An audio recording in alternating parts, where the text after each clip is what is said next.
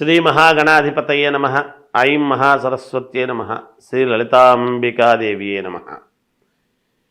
August నెల అంతా కూడా రాశి ఫలాల కార్యక్రమములో భాగంగా ఎవరెవరికి ఏ రాసుల వాళ్లకు ఎలా ఉంటుంది అనేటువంటి దాని మీద ఇప్పుడు నేను తెలియజేస్తున్నాను.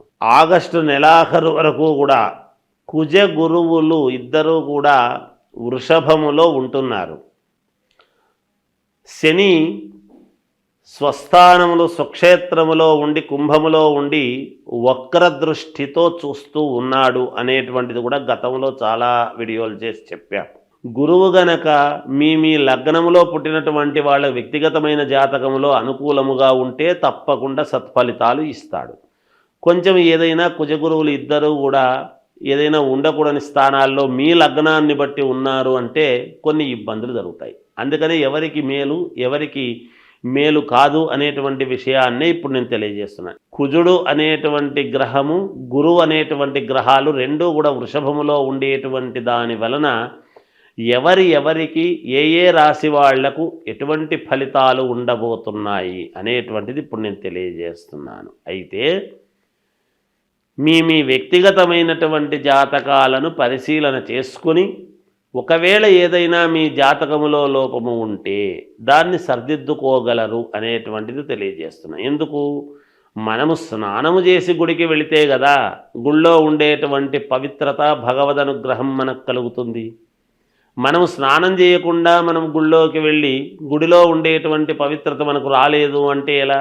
అందుకని వ్యక్తిగతమైనటువంటి జాతకాలలో ఉన్న లోపాలను సరిదిద్దుకుంటే తప్పకుండా మీకు మేలు జరుగుతుంది అనేటువంటిది తెలియజేస్తున్నాను.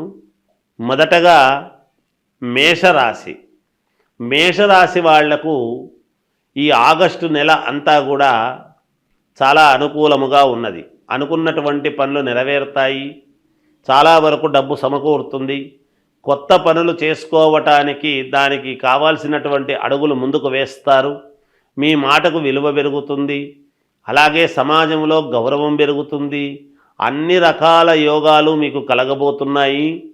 వ్యాపారము చేసుకునేటువంటి వాళ్లకు చాలా అనుకూలముగా ఉన్నది. ఉద్యోగస్తులకు అనుకూలముగా ఉన్నది. కొత్తగా ఉద్యోగాలు కావాలి అనుకునేటువంటి వాళ్ళు కూడా ప్రయత్నాలు చేసుకోవచ్చు, మేలు జరుగుతుంది. విదేశాలకు వెళ్ళాలనుకునేటువంటి వాళ్ళు కూడా వెళ్ళవచ్చును. ఏది ఏమైనా వ్యక్తిగతమైన జాతకాన్ని పరిశీలన చేసుకోండి.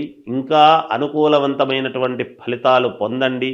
శ్రావణ మాసము వచ్చింది అంటే అందరికీ గుర్తొచ్చేది ఏమిటి అంటే వరలక్ష్మీ వ్రతం. అసలు వరలక్ష్మీ వ్రతం చేసుకుంటే ఏమొస్తుంది, ఎందుకు చేస్తున్నాం మనం అనేటువంటిది ఒక్కసారి మనం ఆలోచన చేసుకోవాలి. వరలక్ష్మీ వ్రతం అని అనంగానే పౌర్ణమికి మామూలుగా ముందుగా వచ్చే శుక్రవారం నాడు వరలక్ష్మీ వ్రతం అంటే రెండవ వారం ఎప్పుడు పడుతుంది సహజంగా. అలా శుక్రవారము నాడు వరలక్ష్మీ వ్రతం అనేటువంటిది మనం వ్రతకథలో చెబుతాం. చారుమతీదేవి ఎందుకు చేసుకుంది ఏమిటి అనేది. అంతేకాకుండా 16 కుడుములు వాయనము ఇవ్వటము ఇవన్నీ కూడా ఉన్నాయి. అసలు వరలక్ష్మీ వ్రతం అని మనం చేసుకోవటంలోనే వరాలు ఇచ్చేటువంటి లక్ష్మీదేవి. లక్ష్మీ ధనమే ఒక వరం. అదే కాకుండా ఇంకా ఏమిస్తుంది అమ్మవారు అంటే సౌభాగ్యం.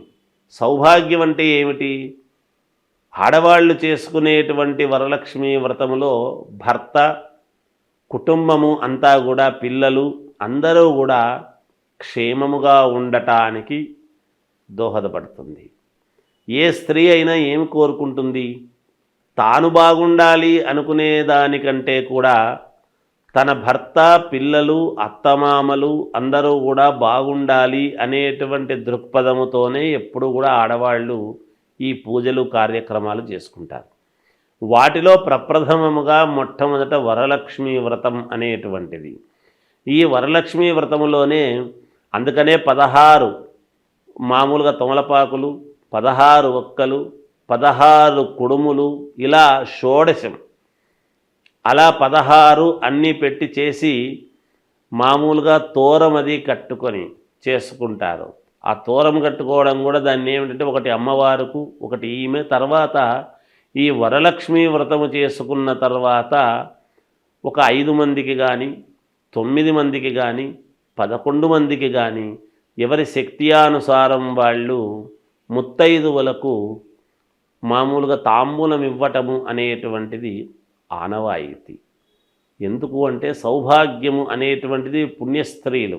అంటే అమ్మవారు ఎవరి రూపములోనైనా మన ఇంటికి మనము చేసుకున్నటువంటి పూజా విధానానికి సంతోషించి ఎవరి రూపములోనైనా మన ఇంటికి రావచ్చును. సాక్షాత్తు లక్ష్మీదేవి, వరలక్ష్మీదేవి.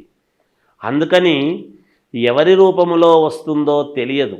ఆనాడు మనము నిజంగా మన మనస్సులో వీళ్ళని పిలవాలి, వాళ్ళని పిలవాలి అని అనుకుంటాము. కానీ ఆ పిలిచిన వాళ్ళు ఎవరు, కొంతమంది వస్తారు. కానీ పిలవకుండా కూడా కొంతమంది మనకు ఎదురై రండి అంటే వచ్చేవాళ్ళు వస్తారు. అందుకని మీకు ఉన్నంతలో, కలిగినంతలో శ్రద్ధగా చేసుకోండి. ఆ శ్రద్ధగా చేసుకున్నప్పుడు ఖచ్చితముగా అమ్మవారి అనుగ్రహము పొంది మీరు చాలా వరకు సంతోషముగా జీవితము సాగించేదానికి మేలు జరుగుతుంది గాక. ఈ వరలక్ష్మీ వ్రతము చేస్తూ ఉన్నప్పుడు మీరు ఒక్కటి పాటించాలి. ఎందుకు అంటే ఆకుపచ్చని రవికలో కానీ లేదా శ్వేతవర్ణము తెల్లటి రవికలో కానీ మామూలుగా అమ్మవారు కాబట్టి మనము వరలక్ష్మీదేవి కాబట్టి మనం చేస్తూ ఉన్నటువంటిది ధాన్యము 5 పిరికెళ్ళు బియ్యం అందులో పోసి 5 కాయిన్స్ ఆ దాంట్లో ఆ రవికలో పెట్టి దానికి 3 ముళ్ళు వేసి అమ్మవారి దగ్గర పూజించిన తర్వాత అర్చన చేస్తాము చూడండి. అమ్మవారికి మామూలుగా లక్ష్మీ అష్టోత్తరం చేస్తాం. ఆ అష్టోత్తరము చేస్తూ ఉన్నప్పుడు ఆ రవిక గుడ్డ మీద గనక మీరు అష్టోత్తరము చేసినారు అంటే చేసిన తర్వాత దాని మీద ఉండేటువంటి కుంకుమ ఒక చోట ఒక పేపర్లో తీసుకొని దాన్ని తీసుకువెళ్ళి అట్లాగే మీరు బీరువాలో పెట్టుకోండి.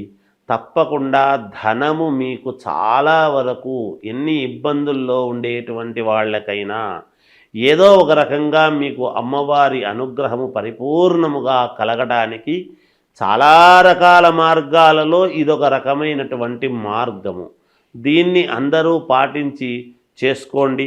తప్పకుండా మీకు మేలు జరుగుతుంది అని తెలియజేస్తూ జయోస్తు.